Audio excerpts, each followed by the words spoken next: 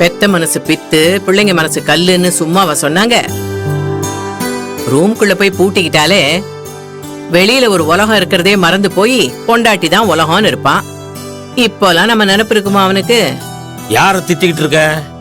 வேற யார? பெத்து வச்சிருக்கேனே உங்க உத்தம புத்திரன். ஏற்காடுக்கு போய் 2 பகல் ஒரு ராத்திரி முடிஞ்சு போச்சு. ஒரு போன் பண்ணி பேசணுங்கிற நினைப்பு அவனுக்கு இருக்கா பாருங்க. போய் சேர்ந்தாச்சுன்னு கூட மாப்பிள்ள தான் பொறுப்பா போன் பண்ணி சொன்னாரு. 4 பேர் ஒன்னா போயிருக்காங்க, அதுல ஒருத்தர் சொன்னா உனக்கு பத்தாதா? இவ்வளவு பேசுறிய உன் பாசக்கார பொண்ணு வெண்ணிலா போயிருக்கால, அவ கால் பண்ணி பேசினாளா? அவளை ஏதாவது குறை சொல்லலைன்னா உங்களுக்கு பொழுது போகாதே. அவ பாவம் ஏதோ மாப்பிள்ள கூட சந்தோஷமா இருக்கலாம்னு போயிருக்கா. எனக்கு போன் பண்றதுக்கு அவளுக்கு நேரம் இருக்கும்? மகாவும் செல்வமா துறவரை ஏத்துக்கிட்டா போயிருக்காங்க. உங்ககிட்ட பேச முடியாது. கொடுங்க போன. செல்வத்துக்கு ஒரு போன் பண்ணிக்கிறேன். இந்த நேரத்துல எதுக்கு அவங்கள தொந்தரவு பண்ற கௌரி?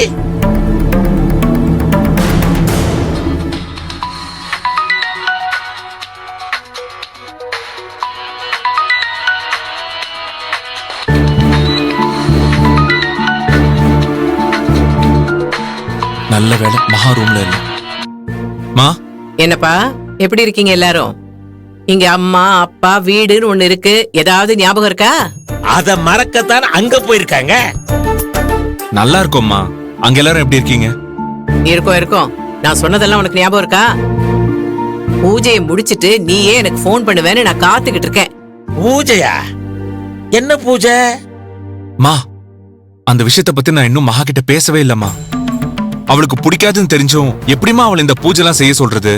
ஏண்டா, எப்ப பார்த்தாலும் அவளுக்கு என்ன பிடிக்கும் என்ன பிடிக்காதுன்னு பார்த்து பார்த்துதான் எல்லாரும் நடந்துக்கணுமா? நம்ம நம்பிக்கையா அவ நம்பிக்கையா அவ மாத்திக்கவே மாட்டாளா? மா நம்பிக்கையா இருந்தா நானே யோசிக்காம மகா கிட்ட சொல்லிருவேம்மா.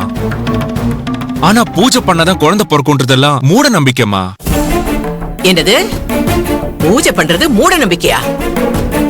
ஏண்டா, உங்க அப்பா ஹாஸ்பிட்டல் இருந்த போது உன் பொண்டாட்டி பெருசா தீச்சட்டி ஏந்தனான்னு பெருமையா சொல்லிக்கிட்டியே, அப்பெல்லாம் மூட நம்பிக்கை இல்லையா? எல்லார் வீட்லயும் மாமியார் உடைச்சா மண் குடம், மருமக உடைச்சா பொன் குடம் பாங்க. ஆனா நம்ம வீட்லதான் அது கூட தலைகீழா இருக்கு.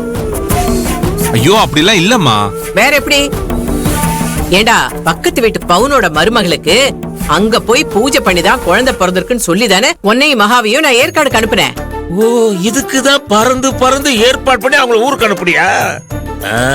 இப்பதான் தெரியுது உன் திட்டம். தப்புன்னு சொல்லலம்மா. இப்படி எல்லாம் குழந்தைக்காக பூஜை பண்றதெல்லாம் மகா மனச காயப்படுத்துது. அவ கஷ்டப்படுறா. உங்களுக்கு நம்பிக்கை இருந்தாலும் பூஜை அவதானமா பண்ணணும். அது மகா சந்தோஷமா பண்ணணும் இல்லம்மா. நம்ம குடும்பத்து மேல அக்கறை இருந்தா சந்தோஷமா மனசார அவ பூஜை பண்ணுவா. டேய், உனக்கு அவகிட்ட பேச பயமா இருந்தா போன் அவகிட்ட கொடு, நான் பேசுறேன். என்ன ஆனாலும் சரி, பூஜை பண்ணிட்டு தான் நீங்க 2 பேரும் இந்த வீட்டுக்குள்ள வரணும். பூஜை பண்ணியாச்சுன்னு நீ போன் பண்ணி எனக்கு சொல்ற வரைக்கும் நான் பச்சை தண்ணி குடிக்க மாட்டேன், சாப்பிட மாட்டேன், ஒரு விரதத்துல தான் இருப்பேன். மா ஏமா இப்படி பண்றீங்க? சரிம்மா, நான் மகா கிட்ட பேசுறேன். பூஜை பண்ண சொல்றேன், போதுமா? பூஜை பண்ணிட்டு தான் நாங்க அங்க வருவோம், போதுமா? சரி, போனை வைக்கிறேன்.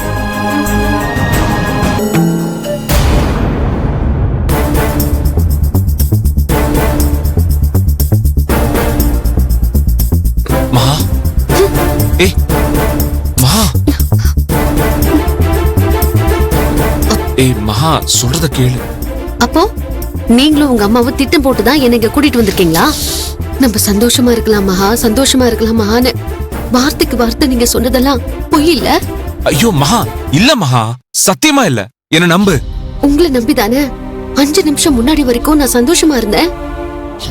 அந்த நம்பிக்கையை உடைச்சிட்டு நம்புனா இப்ப எப்படிங்க நம்ப முடியும்? மகா, சத்தியமா இல்ல மகா. நான் அந்த மாதிரி எந்த நினைப்புலயும் இங்க வரல. நிச்சயமா மனசார உன் கூட சந்தோஷமா இருக்கணும்னு தான் நான் இங்க வந்தேன். ஏற்காடுக்கு போறோம்னு சொன்னதும் அம்மா காட்டு மல்லிய பார்த்து பூஜை பண்ணிட்டு வாங்கன்னு சொன்னது உண்மைதான். ஆனா அந்த விஷயத்தையே நான் சுத்தமா மறந்துட்டேன். காட்டு மல்லிய பார்த்தப்ப கூட எனக்கு ஞாபகம் வரல. ஏன்னா உனக்கு பிடிக்காத எதையும் நான் மனசார கூட நினைக்க மாட்டேன் மகா.